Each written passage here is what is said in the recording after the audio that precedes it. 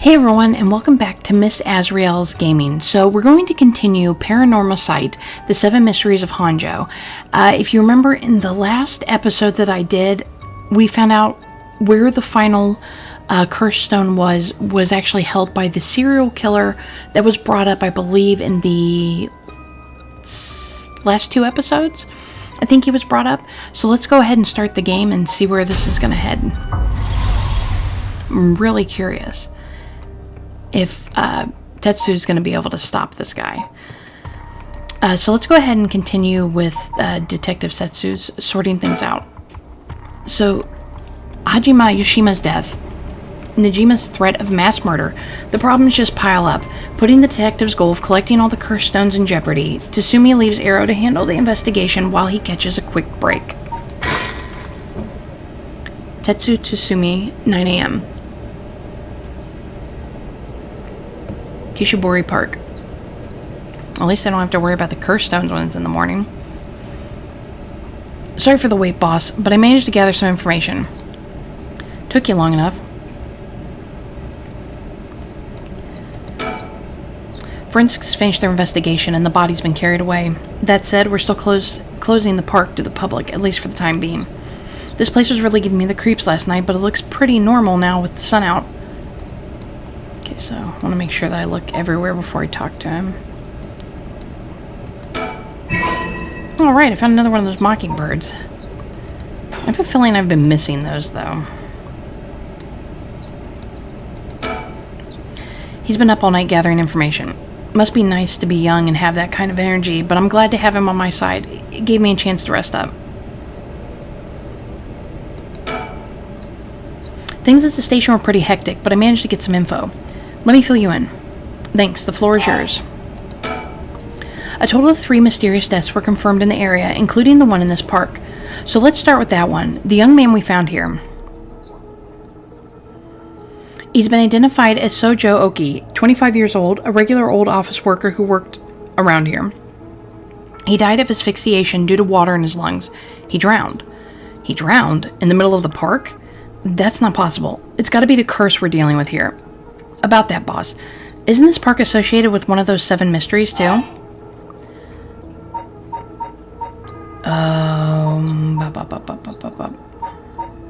It's the Whispering Canal. That's right, the Whispering Canal. It does seem like there'd be a link between a canal and death by drowning, don't you think? Sharp thinking, Ero. You're starting to get the hang of this. So let's assume that they're related. What's next? Before that, the body of a woman was found behind a residential complex in Kamizawa. The victim has been identified as Tawako Hayashi, 29 years old. She was an office worker who lived on her own in the area. As for the cause of death, well, yes. The entirety of her body was crushed by some kind of strong external force. No murder weapon was discovered in the area, but considering the way she was found, we're looking for something large, flat, and heavy that could have crushed her in one fell swoop. Hang on, are you saying she was stepped on? Meaning, okay, that's the foot washing mansion. Because that's where the foot stepped in, I believe. Exactly. Crushing is the foot washing mansion's Mondays operanda. The place the body was discovered is also known to be related to the 7 mysteries. Then this is Namayaki's doing. Shit, I knew he used it. Judging by the amount of soul dregs, the victim was just a regular person, not a curse bearer. Guess we should report this to Paranormal Affairs.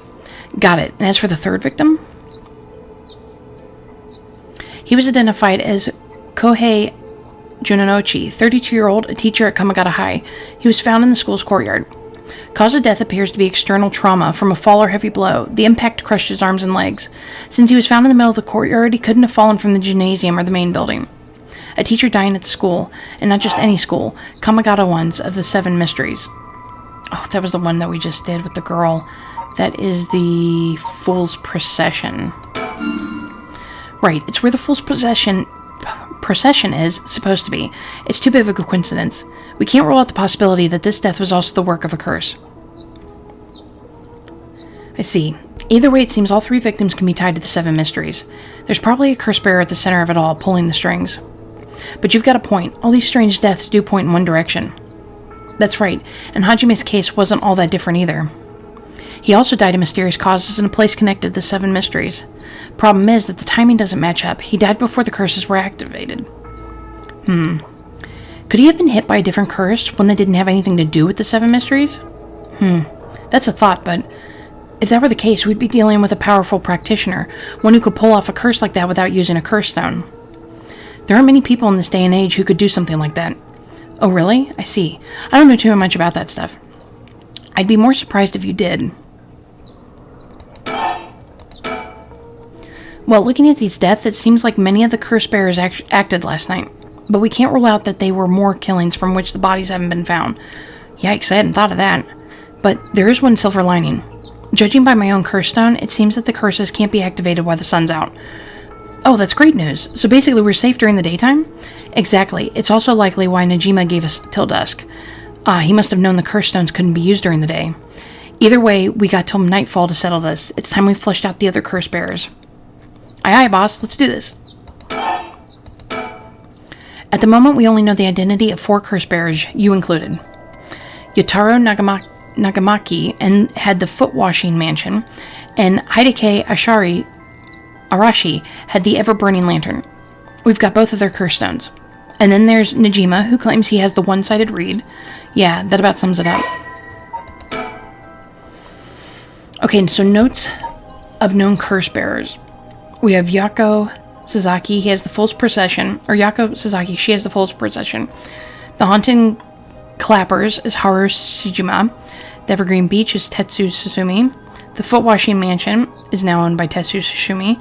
The One-Sided Reed is Najima. And the Ever-Burning Lantern is owned by Tetsuso Shijimi. That off. We'd better figure out who the remaining 5 are quick. How should we go about looking for them? There's no point in searching blindly without a lead. Let's focus on other things for now. Tracking down Najima may lead us to the other curse bearers too. Either way, he should be our top priority. He could do some real damage if we don't get him. I also want to look a little more into Yoshimi. I've got a feeling there's some connection there. Aye, boss. Sounds like we've got our work cut out for us. I asked around Samida's Community Safety Bureau where Yoshimi was stationed. It seems like he was investigating the apparent suicide of a girl named Michio Shashirishi. Yeah, I heard about that. He was trying to determine whether it really was a suicide. Looking into the height of the building, the force of the impact, her wounds and all, he must have suspected some kind of foul play, because he ordered a full investigation. But it had already been deemed a suicide, and his superiors told him not to go stirring things up. What was the evidence? Well, according to the report I found on his desk last night, the body was found at the foot of the building, a ways away from the road. There was no evidence of vehicular collision, so it was ruled out as suicide, but he thought there was more to it. Yes, a truck or other flat-faced vehicle traveling at high speeds could have inflicted similar damage. In other words, sometimes a traffic accident can look an awful lot like a fall. So there's a chance that it wasn't a suicide. But what a terrible way to go. There were no brake marks on the road, meaning it would have been a hit and run.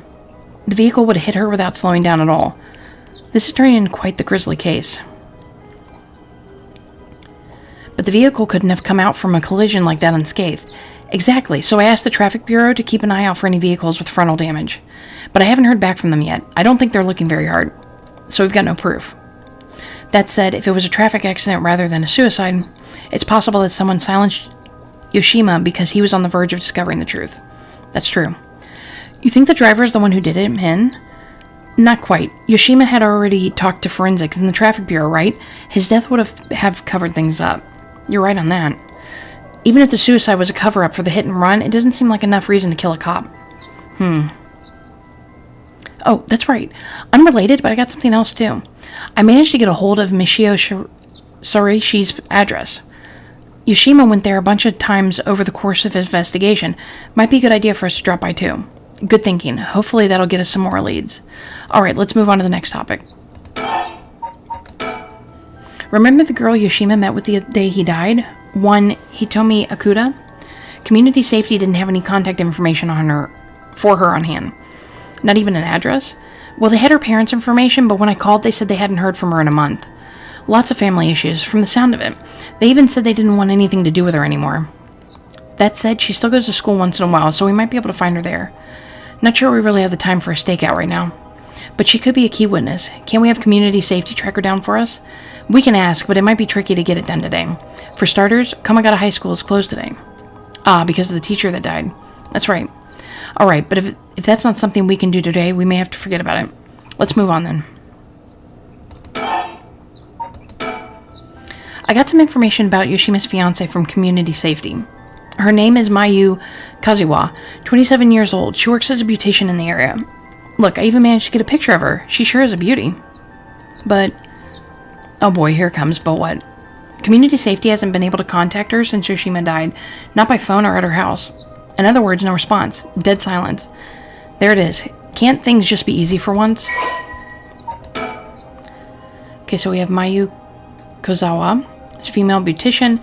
Mayu is a beautician, the fiancé of Hajime Yoshimi, a police officer with the Sameda Police Department. Mayu's current whereabouts remains unknown. It's definitely starting to look suspect. A crime of passion, perhaps? It is fairly common for people to be killed by a lover or a spouse, but Yoshima was well liked, and they'd been together for over 10 years. You never know. Things could be different behind closed doors. I guess so. But we'll have to consider the opposite scenario, too. It could be that the same person who was out for Yoshima is after his fiancée as well. She could be in danger. You're right. Either way, she's still important to the case. HQ already has people looking for her. We'll know as soon as she's found. HQ has mobilized a search unit for Najima, but so far we haven't received any word. Guessing he wasn't at home or at work. About that, apparently he vacated his last known address a week ago. You serious? So we have no idea where he lives. It gets worse. I checked in with the factory he was working at. They told me he was only there for a month before he quit. Hold on a second. You're telling me nobody caught that? Well, I had the same thought, so I spoke to his probation officer. Turns out he'd been doing house visits and interviews, but never bothered checking on his workplace. He also said he lost track of Najima when he moved to a new place. Jeez, that's just sloppy. I've heard that they're giving parole to just about anyone these days because they're running out of room in prisons. Which also means there aren't enough probation officers to go around. Dude's probably overworked. So Najima got to fuck about unsupervised. God damn it. That asshole's annoyingly good at faking remorse or insanity, whatever the situation calls for. Back when I arrested him all those years ago, just talking to him left a bad taste in my mouth. He's probably hiding under a false name, which will make it hard to track him down. That explains why he so brazenly made contact. That asshole, he's mocking us. Well, for now, the paperwork to circulate his name and mugshot is being filed. That's going to take way too long. We only have until dusk. Speaking of Najima, yeah? Did you manage to reach your daughter? It'd be best to put her into protective custody as soon as possible. Not yet, I can't reach her. They called her, but she's not picking up. Wasn't home when they went to her house either. That's not good. Does that mean she never came home? And why weren't you the one trying to reach her? Shut up. I don't have her contact info, alright? Damn, Shirley doesn't trust you, huh? Either way, I told her mother that it was an emergency and that we'd send an officer to find her and get her to safety. She was real reluctant, but I got her to agree. Guess that explains why you got divorced. But if you, her former father, can't find her, how the hell did Najima do it? Former, eh? That cuts deep. Yikes, sorry, it just kind of slipped out. Anyway, I suspect it was something to do with his curse echo. Back on topic already, huh? He said his curse could kill a lot of people in a short time. It may even allow him to act from a distance. I see. The one-sided read. What was that story about again? Something about a man stalking a woman who goes insane and chops her up? Ah, right. One of the more gruesome of the Seven Mysteries.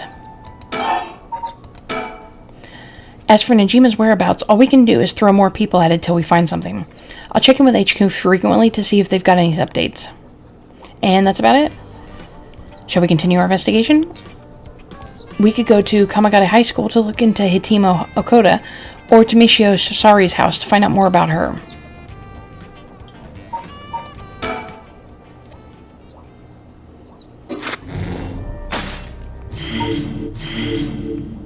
Ooh, I don't know which one I want to do.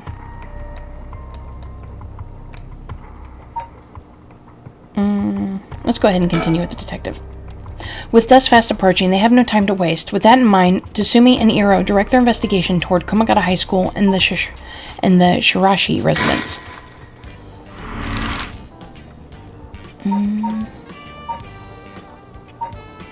Let's go here first. Tsuya Tsumi, 9 a.m. Near the Shirishi household.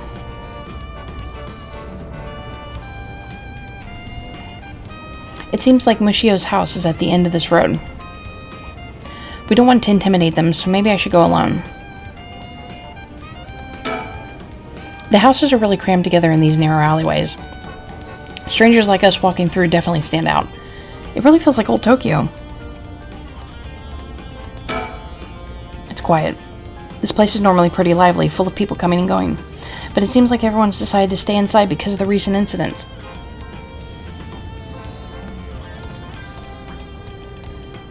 Okay, don't see anything else to click on. Iro's checking the Shirishi house at the end of the road. The streets were narrow, so two guys like us would stick out like a pair of sore thumbs. So the Shirishi household. There's a chance that Michio didn't actually kill herself. It might be for the best that we didn't find her parents. Alright, I'll go check the house.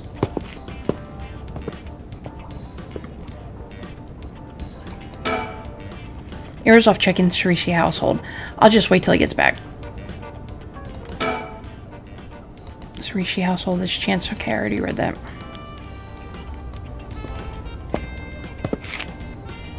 Oh, you're back. No luck, boss. No one home? It doesn't look like it. I knocked for a while, but nobody came to the door. I glanced in the windows, but there was no sign of activity inside either. And I saw about 3 newspapers stuffed in their mailbox. Looks like no one's home right now. Let's try again later. Let's see if there's... Iro looks kind of disappointed. So let's go ahead and move. Let's go to the high school then. There really wasn't anything in the alleyway. Tetsu Suzumi, 9 a.m. Komagata High School.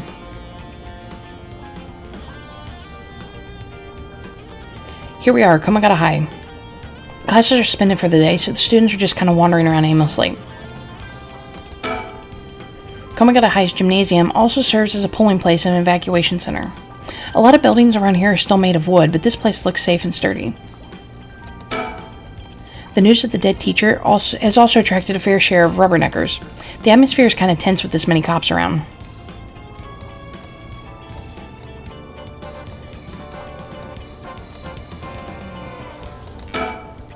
The school gate will stay locked while forensics inspects the scene of the incident. Looks like they're still busy. Let's talk to the person in charge later. Yoshima also looked out for these students as a Shimada city officer. Juvenile delinquency has been a growing problem for years. This school is no exception.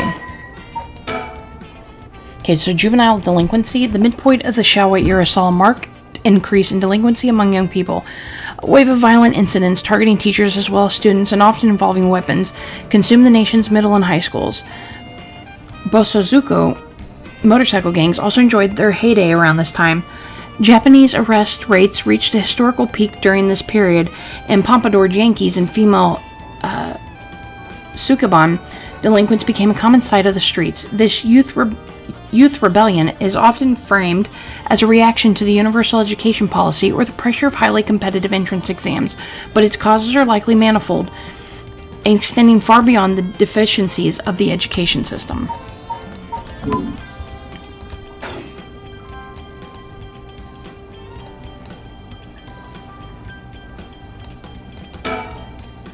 Is there something on my shirt? Don't tell me I stink.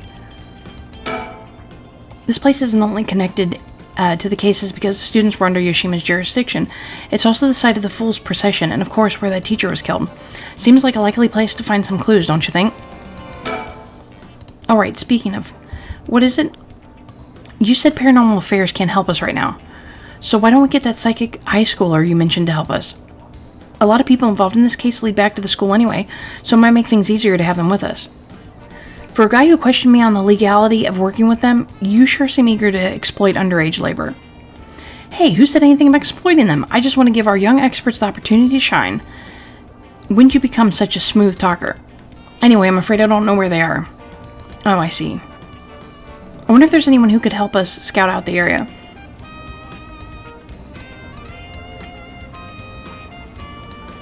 Okay, I don't really... Okay, he said the same thing as... 9 a.m., a perfectly reasonable time for students to be at school, and yet I doubt this will be this simple. Okay, so I don't see anything that we can do right now, so we might have to suspend it and go to somebody else. Okay, so let's suspend this. Because we probably have to get them further, but let's go ahead and come up here to Haru. Life can be tough.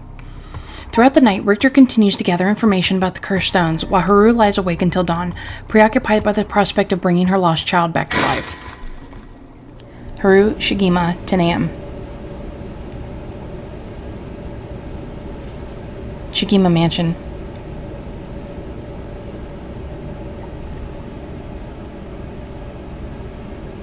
Good morning, ma'am. How are you feeling? I'm fine. I hope we can make good progress today. How's your cursed stone looking?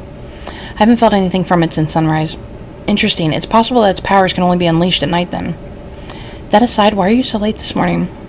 There are unfortunately some things that can't be investigated while the world slumbers, but I did get some research done in what limited time I had. Very well, let's talk. This is the old mansion where I was born and raised. Make sure that there's nothing. The town's beginning to wake up once more. The clamor of society can be heard from beyond the garden gates. Like any day, a cloud of pollution drifts out from the industrial area.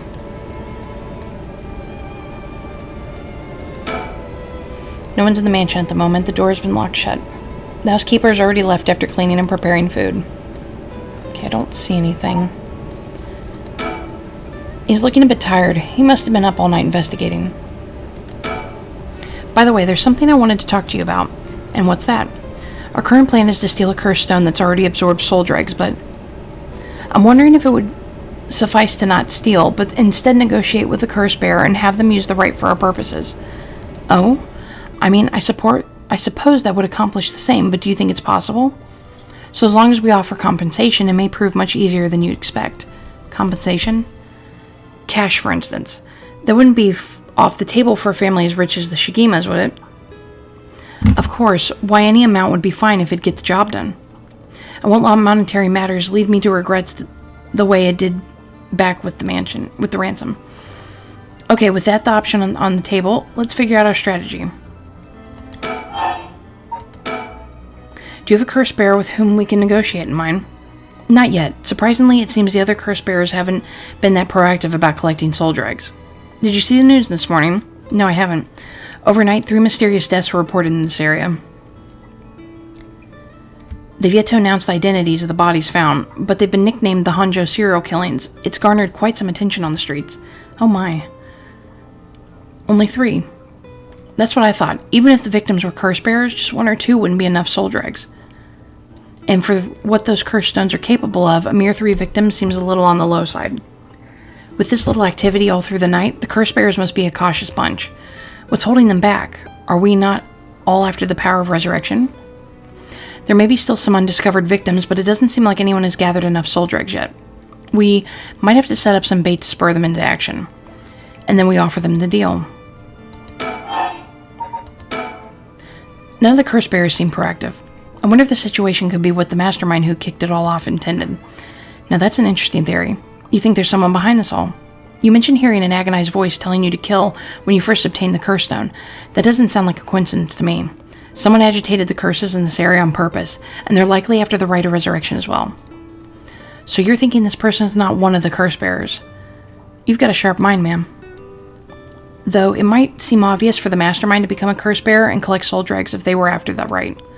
This would be very risky, since as a curse bearer they themselves could become a target. So it'd actually be more convenient for them if the curse bearers moved less aggressively. That's right, but despite that, they've been inciting the curse bearers to commit murders. Why? Let's consider this. What if the mastermind isn't trying to collect soul dregs themselves? You mean their intention was also to steal the souls while the other curse bearers compete with each other from the start? Sitting back and observing from the sidelines is a safer course of action, which is why I figured it best for us to attempt the same strategy. So how should we do it? There's still reason to suspect the mastermind could be a curse bearer themselves. To be honest, I want to keep my distance from whoever it is. There's no telling what kind of power they might possess. Whether our aim is to negotiate or steal, we'll have to outpace the mastermind in making contact with the other curse bearers. How do you suppose we do so? At this point, all we can do is search. If there's a mastermind inciting the curse bearers to collect soldier eggs, can we be sure there's even a rite of resurrection?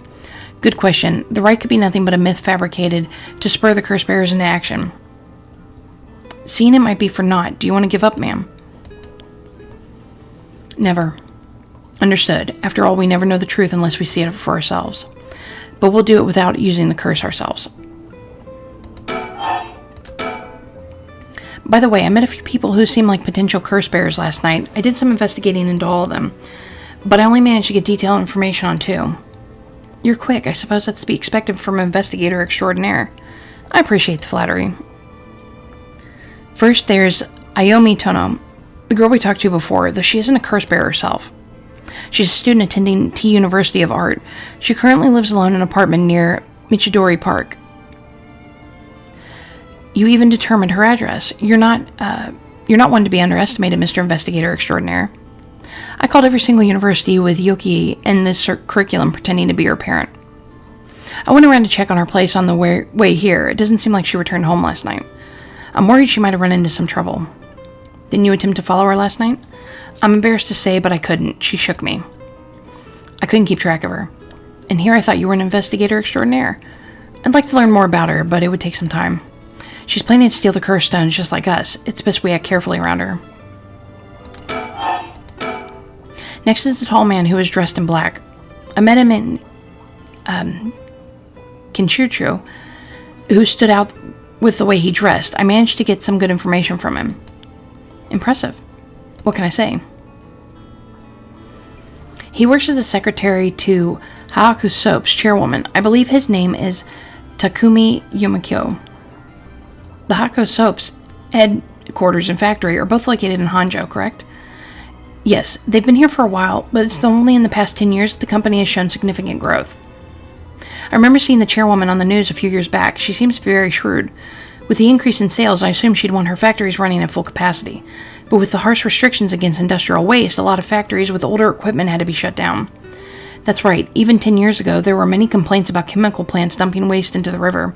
Most companies back then were more concerned with making a profit than protecting the environment. I wonder what a man working for such a company would have been up to in the middle of the night. On the way here, I stopped by the company's headquarters, but they hadn't started for the day. I should have better luck later. Let's hope you will. Perhaps you're interested in seeing if the rite would be beneficial for their product research into beauty and skincare. Ha, now that's an interesting thought. I ran into one more suspicious young man last night. This one seemed to be out collecting soldier eggs, right? Indeed, I couldn't get a good look at him, though, and I couldn't gather enough intel to properly identify him. Well, that's a shame. But I can make an educated guess. Oh? You know that researcher who discovered the ancient text on the rite of resurrection? The one that lives near here? His name is Hideki Arashi, and the man I met was very similar in stature. Oh my, even he is involved. How awfully suspect. Considering his background, couldn't he be the one who initiated the whole affair? I think it's possible, yes. Which is why I decided to refrain from making contact with him for the time being. Safety first. Understandable. Of course, I want to learn more, but this isn't the right time to focus on him. I prefer to ascertain who else is a curse bearer. First, I'll return to Hanake Soaps to find that man in black. Their headquarters are down on South Wagisuru Street. I learned something new about the criminal involved with the kidnapping. It concerns the serial killings. There was a body found at Kamagari High School. The person was identified as a school teacher. His name was Kaiho Janochi. Do you think he was a curse bearer? I'm not sure. It's possible. But regardless, this means the 2 people who knew the truth about the kidnapping are both dead. Just when we were getting somewhere. It isn't enough to make me give up, of course. Still, we don't know anything about Michio Sarashi's residence. It'd be wise to pay a visit. Understood. In addition to the 3 victims associated with the Honjo serial killings, there's Michio Sarashi, who reportedly committed suicide, and the police officer who died at the former Yoshida Gardens. If strange deaths continue occurring like this, they're bound to inspire strange rumors. But those last 2 have nothing to do with the 7 mysteries, no? It's true, both occurred a week before this accursed situation began. Still, it cannot be ruled out. It's possible that the mastermind was involved even with those killings. How?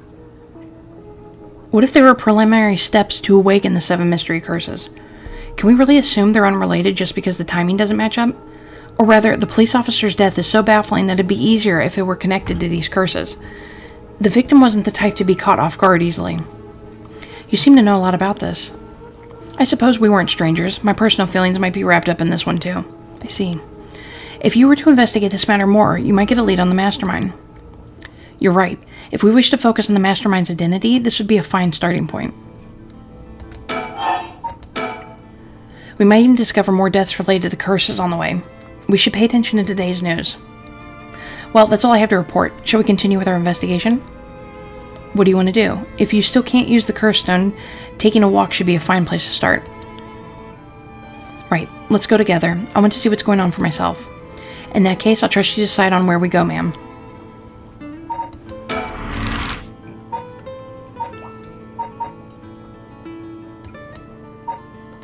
Okay, let's start at the street first.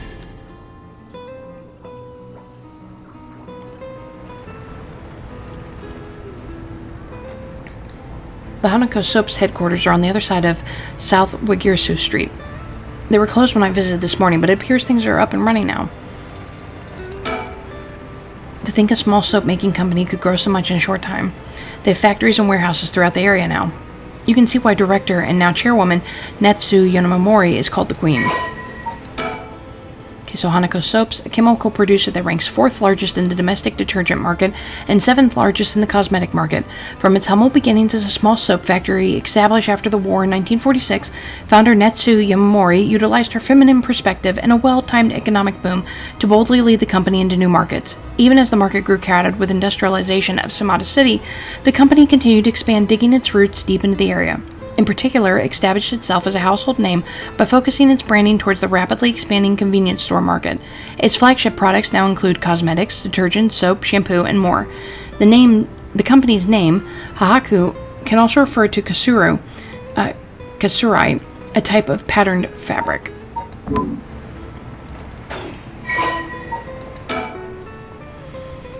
We have Natsu Yamamori, female company chairwoman.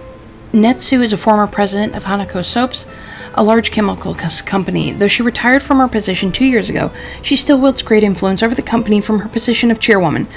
Recently, there have been rumors about her possessing strange and powerful magical abilities, earning her the nickname the Witch of Haku. Prior to the war, Natsu enjoyed working her dream job at a textile factory. She was forced to face the bitter reality of the world, however, when the factory was destroyed by a fire during the war, and she was ordered to rework the fabric she had painstakingly crafted into something more suitable for blue-collared work. Witnessing the rise in popularity of the Western-style clothing in the post-war period, Natsu left the textile industry. However, a nod to her past can be seen in her company's name, with Hahaku being another name for kasurai, a type of fabric featuring patterns and images woven with dyed fibers. Having long been dissatisfied with the soap supply at the textile factory, Natsu saw a business opportunity and set up her own small soap factory. Taking inspiration from imported soap brands, she developed new products which quickly gained a good reputation. Ever the shrewd businesswoman, Natsu ran an aggressively promotional campaign on TV featuring a popular Japanese singer, rapidly turning Hahaku Soaps into a household name. You mentioned that Takuma works as her secretary. That's correct. Do you think it's possible he's acting on her orders? That's exactly my thinking. A curse bearer with both money and power could certainly look at resurrection as their next prize. Negotiating with a person of that stature may prove difficult. Back in the Edo period, the canal known as South Wigisiru ran through this area, but it's been turned into a major road. It's a bit away from Kinchicho Station or Raiguko Station, though it's still considered a nice area. The stories of the ever-burning lantern and the foot-washing mansion both took place around here. One of the bodies discovered this morning was found by this road as well.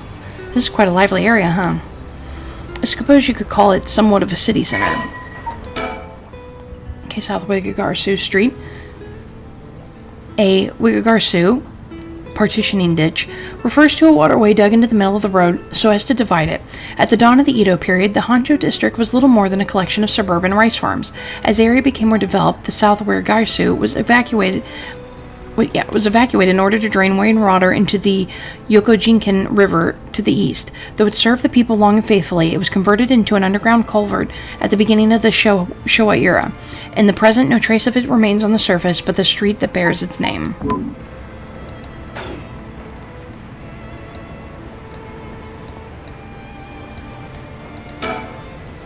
Business is up and running. I can see people inside the reception area. He tells me he barely slept last night, and yet he seems to be brimming with energy. Was I too that resilient at his age? Perhaps it's what sets apart a detective from the rest. First, I need to confirm whether Takumi is the man I ran into last night. Then I'll be able to determine if he's a curse bearer. It'd be better if I go inside the headquarters alone. You should walk around, visit a cafe for some tea, perhaps.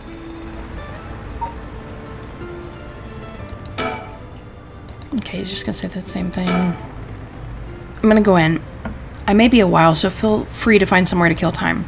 Okay, good luck in there.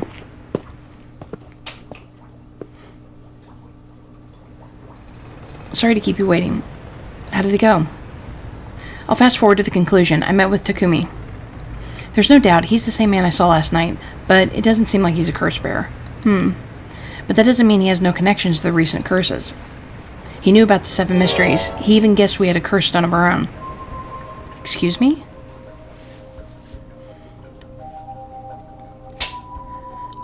I tried to approach Takumi about a fallen item after I ran into him last night, however. You said your name was Richter, correct? I have a favor I'd like to ask of you. I'm hoping you would hand over the curse stone in your possession. Curse stone? What are you on about? There's no need to play dumb with me. In fact, there's no time for it. I had all the same reason you did to think you were a curse bearer last night. And your arrival here only confirms it. You were a curse bearer, no? You're right, we lack time. I'll confess, I am a curse bearer. I possess the curse stone of the haunting clappers. I'm glad to hear the truth. Finally, this conversation is worthwhile. It is a dangerous item you hold. Give it to me. My company will take the responsibility to dispose of it. I didn't know the soap business specialized in scrubbing curses clean. It is the prerogative of Miss Yamamori. Is that so? Assuming you have obtained the curse, you understand the power it involves, no? Miss Yamamori possesses supernatural powers akin to those of a god. She's also a deep love for this land, having transformed it from the pile of dirt it once was to the home of our headquarters. She cannot stomach the fact that it's now the site of those curses run rampant. So you're telling me the Queen of Hahaku is a real-life witch?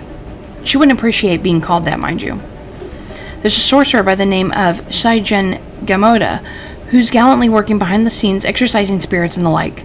Go on. That being so, there have already been instances of the dead coming back to life. Do you understand the urgency of this matter? These are curses we're speaking of, tools which are used by wicked beings to possess people. The rite of resurrection is nothing but a fabrication meant to seduce the curse bearers into unspeakable action. If you truly understand what I'm talking about, you must hand over that curse stone at once. Very interesting. With that said, just how many curse stones have you acquired so far? If what you tell me is true, surely the company would have launched a large-scale search by now. We have 6.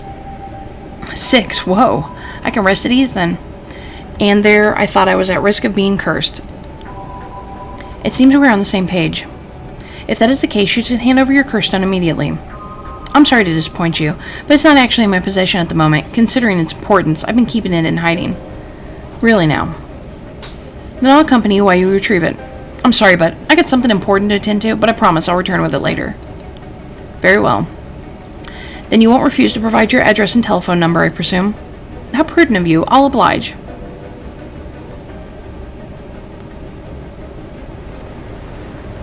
And that's how it went? So they aren't after the right after all. I wouldn't be so quick to trust him. Oh? I believe we're dealing with a master in deception. He may have made up the story to convince us to part ways with our stone. I think he was lying about having procured 6 curse stones as well. Like, really? 6? That's excessive. Well, now I feel gullible. The company is plotting something. I wonder what they mean to do with the curse stones. He seemed rather desperate to get a hold of ours, despite us not having collected any soul dregs. Perhaps the people of Hahako are the masterminds behind the curses being unleashed. Because the chairwoman's a witch? I wonder about that too. If she really were that powerful, would her secretary have divulged that information so casually? Takumi was either making it up as he went or he's trying to spread a rumor. For what purpose would he do that? Recently, people have been caught up about this occult more than before. If word spreads that Hahaku's chairwoman has godlike powers, she could very well benefit socially and politically from that mystique. That's unsettling. By the way, there's one more thing of interest I heard while in the company's reception lobby. And what's that? People were discussing whether one of the bodies found this morning was that of Hahako's employee. Really? So long as the officials haven't revealed the identity, it all amounts to more than speculation, though. Despite that, I've reason to believe Hahako Soaps is deeply involved with the Seven Mysteries. At the very least, I can assure you I've gathered that much. The more we know, the better our negotiation will go. Okay, in the meantime, we should go off somewhere else. There's no reason to stick around here any longer. Okay, let's go ahead and head to the park. Midoricho Park. We're here. This is Midoricho Park. Ayome Tono lives around here. She wasn't in her apartment when I dropped by this morning. I wonder if it's worth checking again. This place is connected with the story of Taiko of Tsuguri. Not only that, Katsunaka Hosaki's home was also in the area. That might be why Anami chose to live here. Okay, so Midorichi Park, a small park bordering south with Sagura Street, sporting a mixture of cherry and evergreen trees. Although unremarkable in most respects, its small playground always attracts a number of children come evening. While no trace remains in modern day, it stands on what was once the site of Tsuguri's estate. The legendary artist Katsuhika Hodosai is also believed to have been born in the vicinity.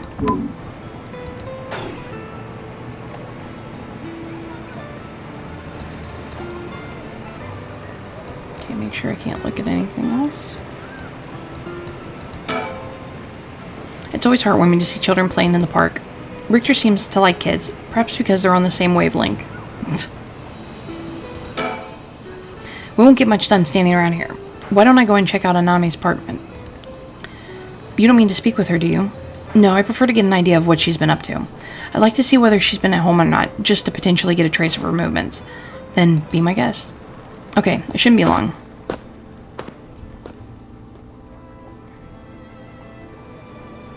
I'm back, ma'am. So, nothing? I'm afraid so. She still hasn't returned. However, I noticed a few people who seem to be related to the police force keeping watch in the area. I don't know if they got eyes on her apartment, but they do appear to be watching the building it's in. Interesting.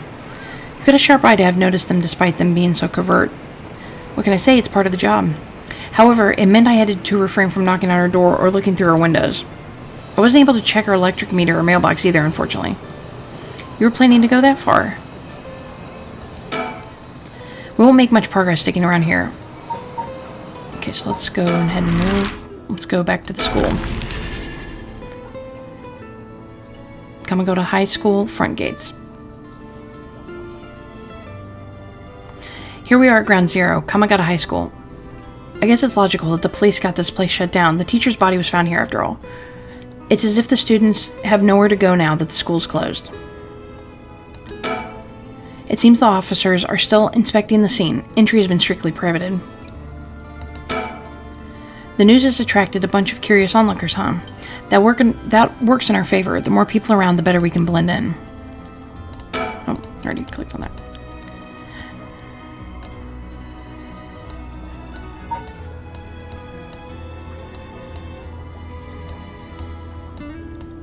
Okay, I don't see anything.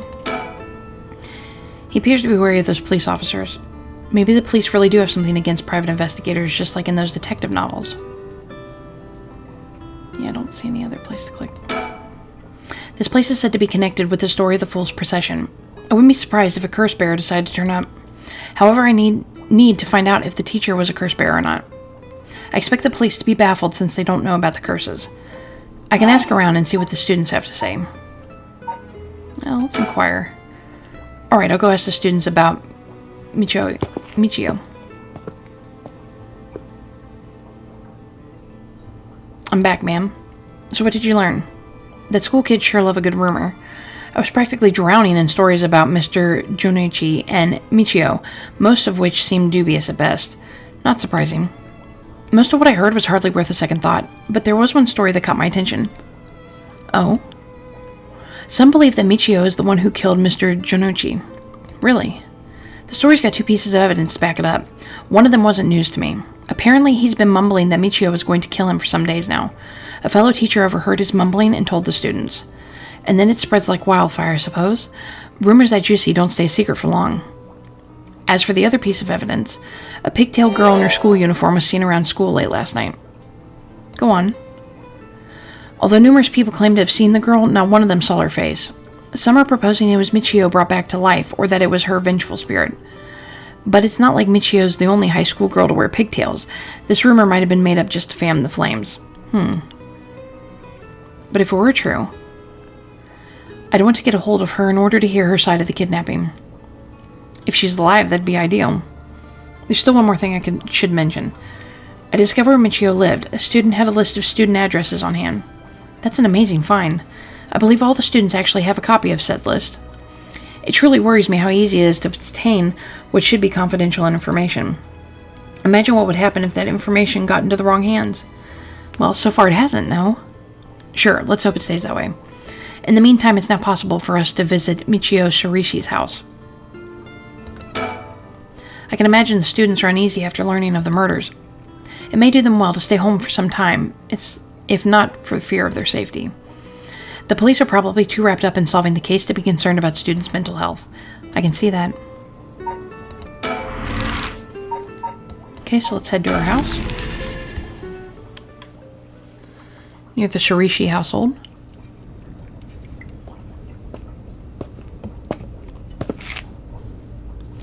How did it go? I went to visit Mauricio Shirishi's family home, however. No one seemed to be there. I got no answer at the door, and all the lights were out.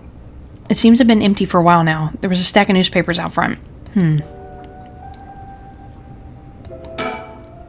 understand why no one's come to this house, even after Mauricio committed suicide.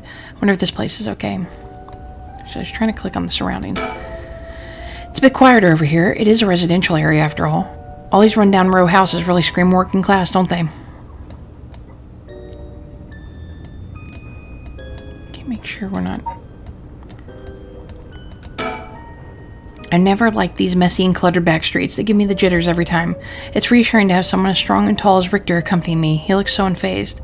I suppose a detective is used to this kind of thing, always investigating and chasing criminals. I wouldn't be cut out for it.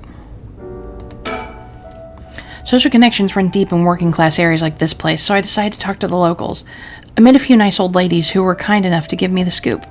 Turns out the Shirishi's reputation really went down the dumps this past year. Is that so? I'll give you the quick summary. They moved here about 3 years ago. Their previous residence was in a better part of town. Michio's father died in a car accident, leaving behind just the two of them. Michio's mom, Toshiko, now a single mother, relocated here. At first they got along with their neighbors, many of which were in similar situations, helping and being helped in return. So far so good. What happened? Well, as I said, their reputation began to go downhill about a year ago. A man recognized as Toshiko's common-law husband had moved into the household. His name was apparently Kenshiro Iwa. Neighborhood gossip is something else. Somehow everyone knew his name. So what of this Iwa character? He was apparently a vulgar fellow with a criminal record. He was prone to violent outbursts. The neighbors often heard screams and shouting coming from the home. The neighbors took particular notice of Toshinko's screaming, pleading with him to not hit Michio. That's terrible. As if that wasn't unsettling enough, every night the neighbors also began to hear an eerie chanting. Through this, the Shirishi's standing in the neighborhood plummeted rapidly. Toshinko was often seen covered in bruises and wounds. She stopped responding to her neighbors. She would just turn the other way when greeted. They kept their storm shutters closed even during the day, and effectively shut themselves away from the entire community. That sounds horrible. Why didn't the police step in and do something? Unfortunately, under our current laws, the police aren't allowed to get involved with domestic disputes. That's awful. And then Michio reportedly killed herself. Things only got worse when Iwa and Tishiko was admitted to the hospital for physical and mental abuse. Ever since, Iwa hasn't returned to the home. Many locals expressed sympathy for Michio's circumstances, but just as many were fed up with Shirishi's entirely, and seemed relieved that things finally quieted down again. It seems that they were considered outsiders even after 3 years of living here. I don't understand. Why would Tishiko have gotten involved with such a brutish good-for-nothing in the first place? I've heard many stories where one partner's personality does a complete turn after entering a relationship. After her first husband's death, Tishiko's financial situation had also taken a turn for the worse. She was determined to send her daughter to a good high school. It's possible she fell victim to sweet promises. Life can be tough, I suppose. You don't seem moved by the story, ma'am. That's fine. People have all kinds of stories. Okay, so we have Iwa. He's male, unemployed. The common-law husband of Michio Shirishi's mother, Tushiko Shirishi, Kenshiro, started coming and going from the Shirishi household a little over a year ago. It seems he has served some time in prison, but the details are unknown. Okay, so nothing on the mom.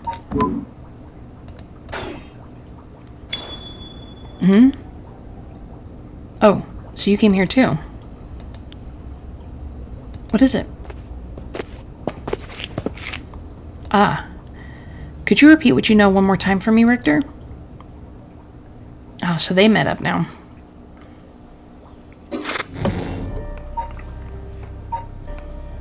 Okay, so let's go ahead and go down to Itomi's help. Bringing her friend back from the dead means she'll have to pay the price. Yako makes it home safely, but still isn't sure about how to proceed with her curse. She worries about Mio as the night passes. Yako Sasaki, 8 a.m. Yako's home.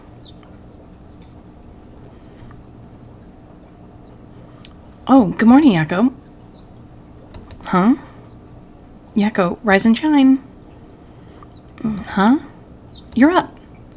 Huh? It's morning. Are you okay? Can you remember your name? Huh? Yes, I'm Yako Sasaki. Good, seems like you're fully awake. Oh, Mio, thanks for last night. Was everything okay? Yep, still alive. I couldn't dispel the curse echo or learn the identity of who used it, but I managed to at least get away. But in that situation, it's the best you can hope for. I'm sorry I got you involved in something so dangerous. I meant to look for you as soon as the sun rose, but I was just so sleepy. I can't even remember when I fell asleep. It's okay. It's only natural to be exhausted after what you went through. Besides, I also feel bad that you've been wrapped up in all this. It's supposed to be my job to prevent that from happening. Oh, yeah, you said something about that last night. Just who are you exactly, Mio? Oh, well, the truth is I've been trained in things having to do with the supernatural. Huh? You mean you can learn that kind of stuff like you would with flower arranging? I had quite the eventful childhood. Huh. It sounds like it must have been tough. Yes, it would take a long time to explain, so let's leave it at that for now. As fate would have it, I've ended up as the apprentice, or maybe more like an assistant, to a notable paranormal expert. Schools have always had more paranormal disturbances because young people tend to be more susceptible to these things. I'm sent to schools that may experience something paranormal and put a stop to it before it happens. Wow, that's amazing. So it's like a part-time job you do while also being a student? Well, I do help maintain public order, but it's all part of my training, so I don't get any money. Oh, you've got it rough then, but still, that really is amazing. You were so cool when you faced off against that evil spirit. I never know if I should be happy when you compliment me like that.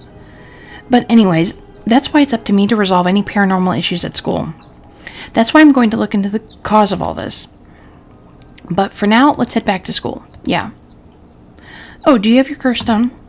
Now that it's daytime and its power is diminished, I should be able to hold on to it. Want to give it a try? Right, I do have it, but... Yako? Is it really so wrong? Trying to bring Michio back, I can't approve of it. The rite may seem like a dream come true, but it involves taking the lives of other people then. Yeah, true. I want to make sure this whole ritual ends without anyone getting hurt. That's what I believe, and what I'll put before anything else.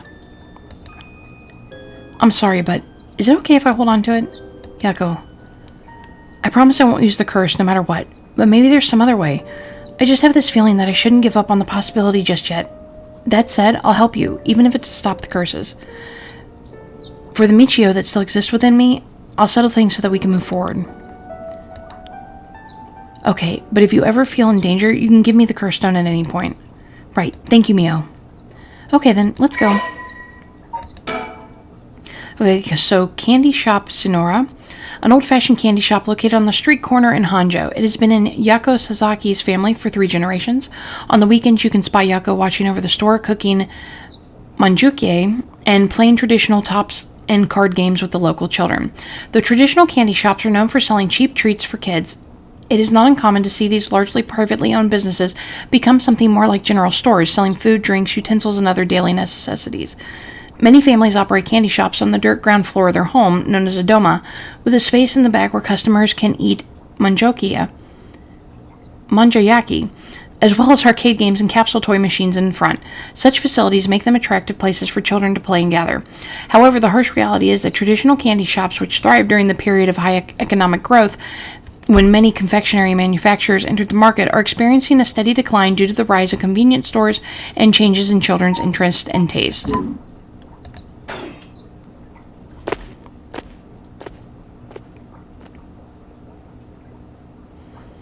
Yaki Sasaki, 8 a.m. Komagata High School front gate.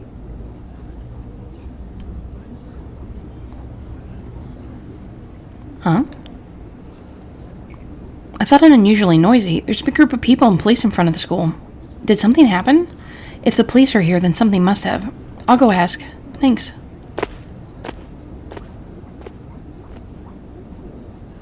This isn't good. What happened? Don't panic, okay?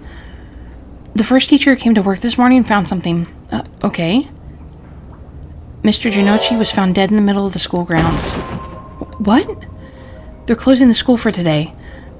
But that's not all. I didn't know this either since I didn't watch the morning news, but rumors are spreading that a number of bodies were found nearby. What? There's no way. Why? Could it be because of the curse? We don't know enough to say. From what I heard, Mr. Jinochi's body was in the middle of the grounds, but his body was covered in bruises, like he'd fallen from somewhere high. Weird. Taking into account his unnatural death and the timing, it's very likely it has something to do with the curse. You're saying someone used their curse on him last night. Seems like it, doesn't it? But that's so scary. Yeesh. So the curses really do kill people, and someone used it? Shh, keep your voice down, okay? What would happen if another curse bearer heard you? Oh, sorry. Okay, so Koi Kanochi, high school teacher. So I think we read about him.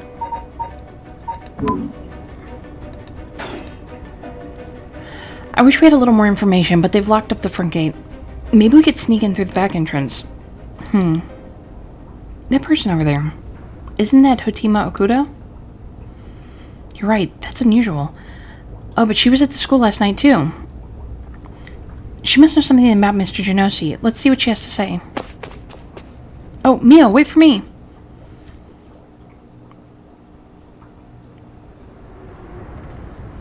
Huh?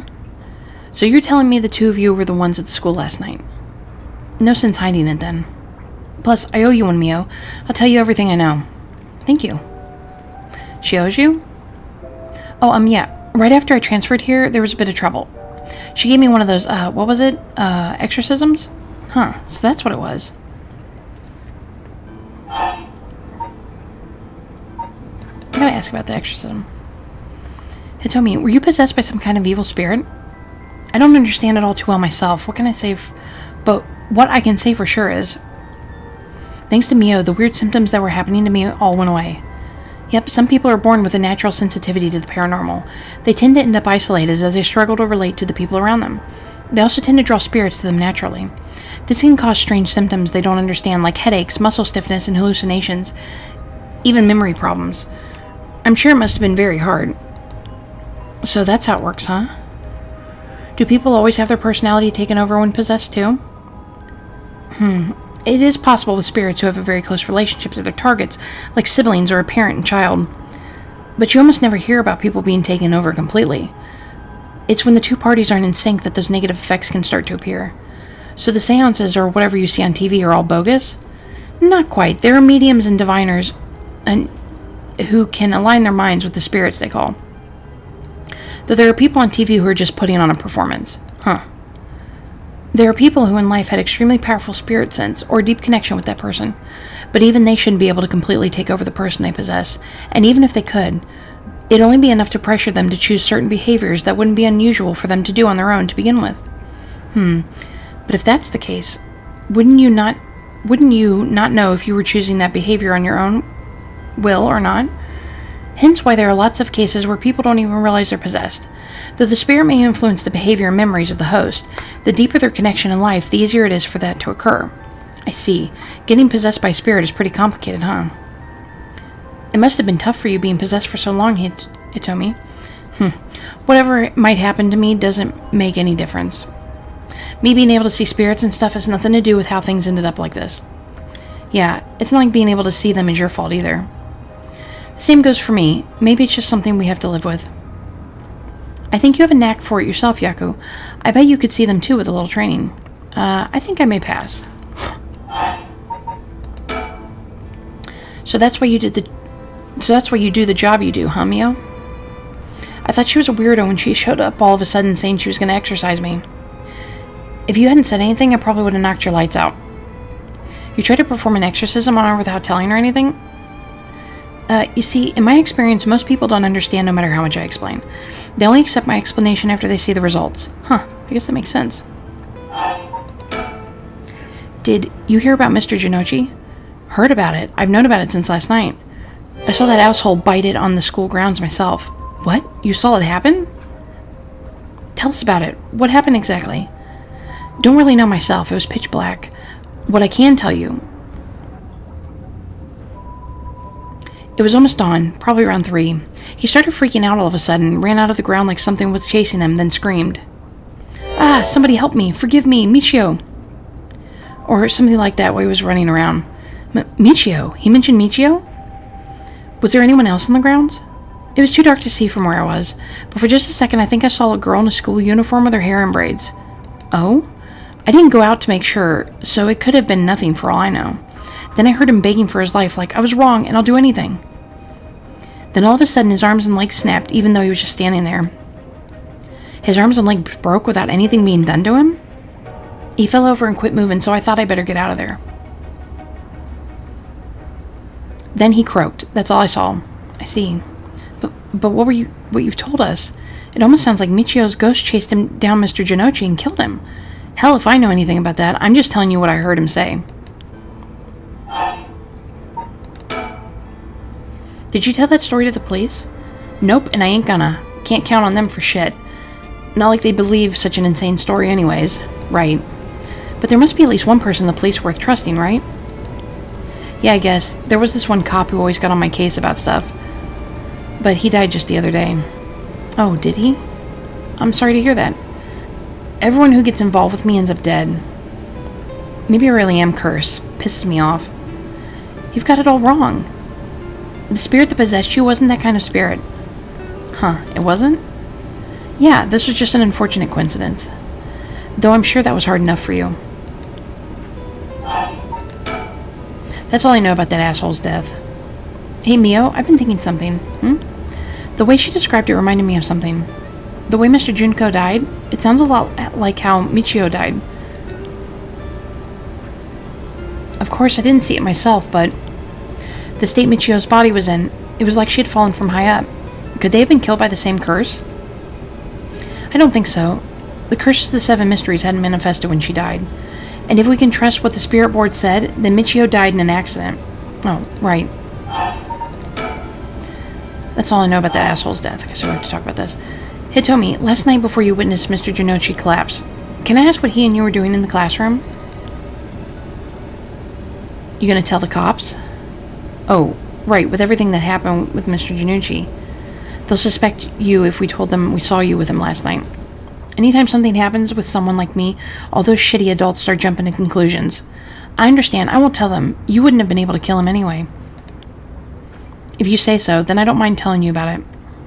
So last night, that piece of shit Jinochi called me over here, acting like he was going to attack me or something. What? How terrible. Whatever, I'm glad he's dead. He had it coming. Calling people worthless and a cancer in society when he doesn't know shit about them.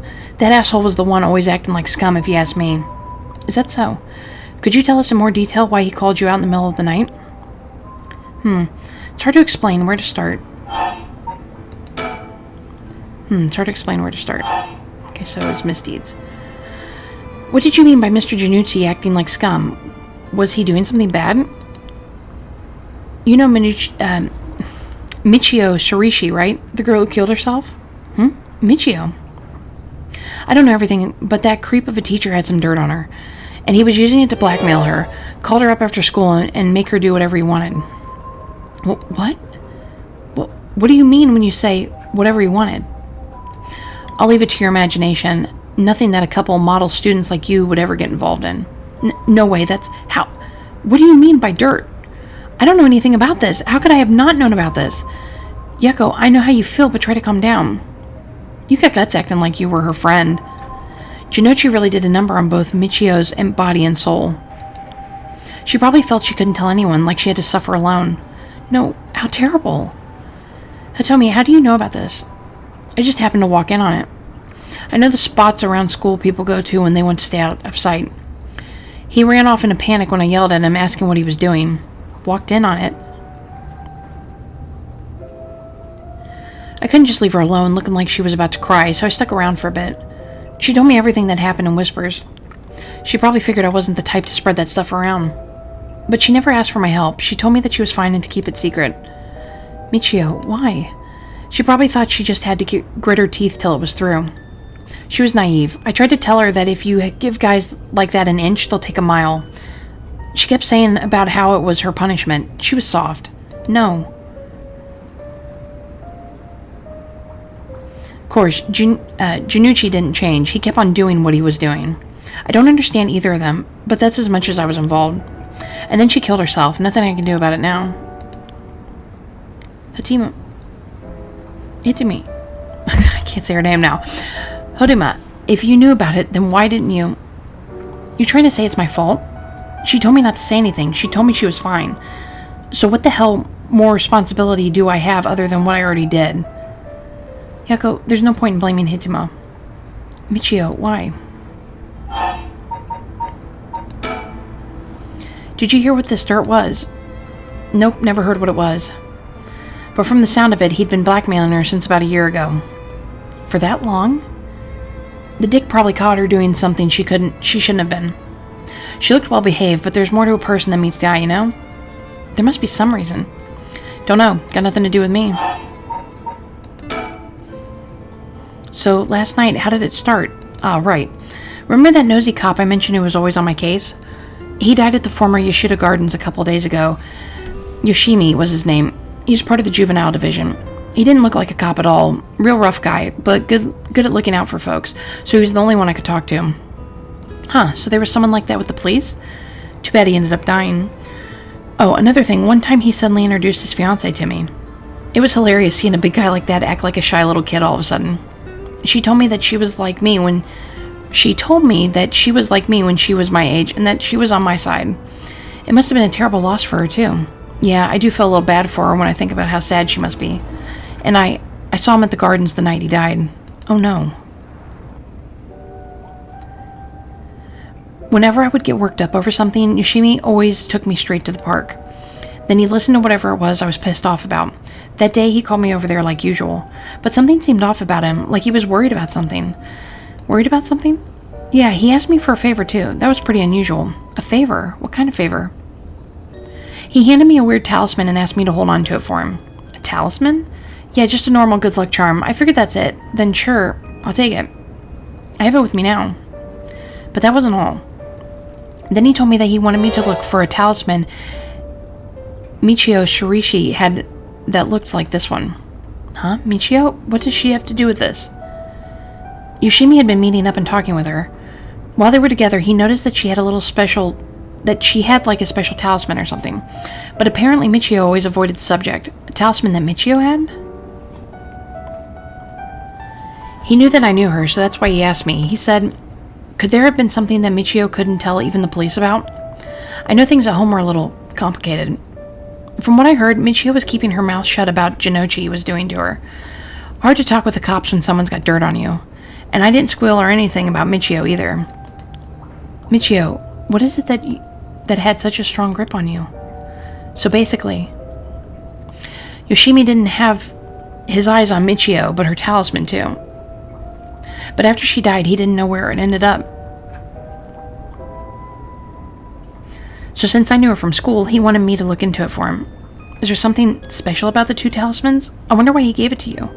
Hell if I know. When I look inside, there's just a weird kind of grimy scrap of wood. So you've seen inside it. But from the way he was acting, it seemed important to him somehow.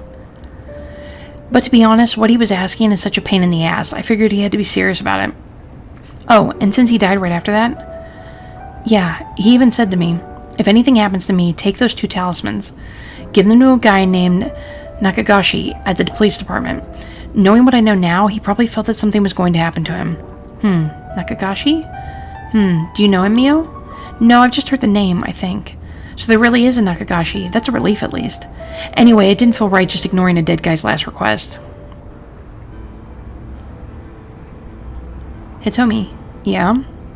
That talisman. Would you mind if I had a look at it? Sorry, but I don't trust you all that much yet. It's important to me. Oh, okay. What you described does sound like Michio killed Mr. Jinochi. She did have a reason to hate him after all. No way, you mean that really was her ghost? Like, for real? Those who die bearing strong resentment on regret can occasionally become spirits, either bound to a place or roaming freely. However, it'd usually be impossible for them to kill the living. Most don't have that kind of power. But it's possible they could possess someone close to them to act on those lingering regrets. Wonder if that's what happened. Alright, then supposing what the spirit board said is true, and Michio's death was an accident, then she must have had some regrets. If she really hadn't given up on living, that is. I don't think she was the kind of girl who would just give up no matter what the situation. I don't really know, but she didn't seem like she had something tormenting her so much that she'd kill herself.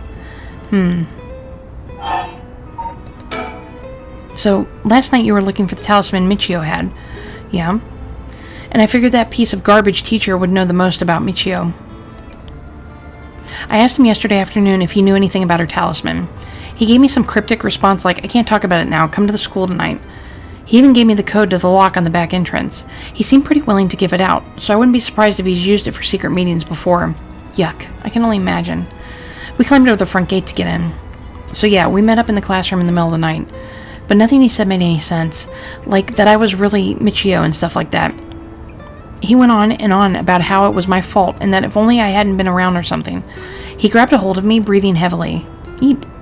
Well, were you okay? Yeah, that's right when you 2 showed up. I was able to get away from Jinochi. I was able to get away while Jinochi was freaking out. Oh my gosh, good thing you got away. So it's really all thanks to you 2 that I got away. But I didn't get any info about the talisman, so the whole thing was sort of a bust. Afterward, I was wondering what you 2 were up to, so I hid nearby. Then I saw you and old man Ashimiya talking, and then Mio showed up. Oh, you did? That's also why I saw Jinochi come back outside and bite it. I see. So you were only here to look for Michio's talisman. And that's all I know. Happy? I still gotta look for the talisman. Sure, thank you, Hitomi. Oh, if you 2 find out anything about Michio's talisman, we'll be sure to let you know. Thanks. Oh, can we get your contact info? Where can we normally find you? Right. I'm not home most of the time. Usually I'm at a friend's place. Here's the phone number. Thanks. We'll call her if we need to talk with you.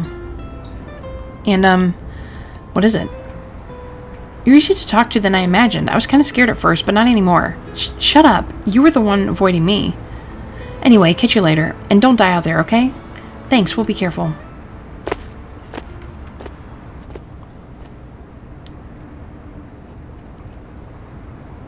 Alright then. We got a lot of new information. Sounds like Mr. Jinochi was killed by a curse just as we thought. Which means there was a curse bearer at the school. Multiple, in fact. Multiple? You think so? Yes, the curse echo was experienced in the school, and the one that killed Mr. Jinochi seemed to be different. The people in the school at the same time, other than us, were Mr. Jinochi, Hotima, and old man Ashiyami, who you ran into. I was thinking it would be among them, but there was one more person. Hitomi saw a girl in a school uniform with braids. From what Hitomi was saying, it doesn't seem like she is one. Mr. Jinochi is pretty suspicious, though. If he were a curse bearer, it could certainly explain why he was killed. Right, that's why I say there are multiple. Oh, right, the person who killed Mr. Janucci would have had to have been one, too. Which means it must be either the mysterious girl or old man Ashiyami. Yeah, we should certainly be careful of them. That said, the mysterious girl and the fact that Mr. Janucci thought it was Michio that was attacking him has me wondering. Of course, I doubt Michio herself was actually there, but... Oh, I just remembered. I saw Mr. Arashi outside the main gate last night. You did? It's likely he's involved with the curses, given that he's the one doing research on the Rite of Resurrection. So we'll have to be careful of old man Ashirami and Mr. Arashi. I want to believe that not all curse bearers will be hostile, but... As for what to do now, I'd like to find who is responsible for the Feast of Shadows that set this off and how they did it. I don't think we'll be able to end this without stopping it at its source. Huh, that makes sense. In which case, next we should do what exactly? We'll need to talk to Mr. Arashi. He definitely knows something. It'd be safer during the day, so I think we should try to look for him. Got it. I'll help in any way I can. But the school is closed. I wonder where he could be. Let's try heading someplace someone may know where he is. Where to go then? Oh, goodness. Let's try the gardens.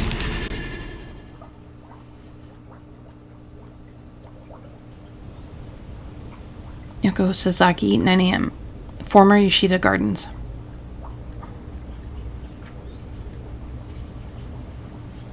And so, Mayo Kurozuki and Yako Sasaki decided on their next location to investigate.